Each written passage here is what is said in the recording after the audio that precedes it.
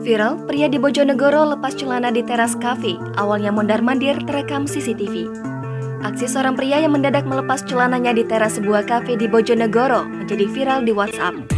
Dalam rekaman kamera CCTV yang tersebar, pada Rabu 25 Mei kemarin, terlihat pria itu masuk ke halaman kafe Omah Meeting Seafood di Jalan Panglima Polim, Bojonegoro.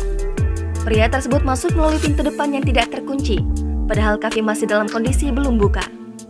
Anehnya, saat masuk di ruangan dalam, pria yang hingga kini tidak diketahui identitasnya terlihat mondar-mandir. Namun, mendadak ia melepas celananya dan hanya mengenakan kaos.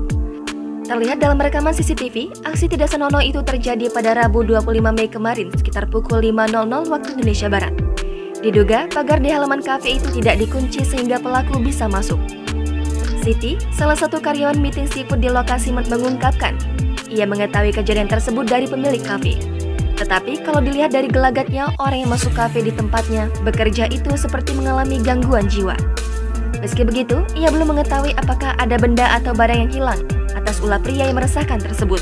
Dan sampai sekarang pemilik kafe belum melaporkan kejadian itu ke polisi.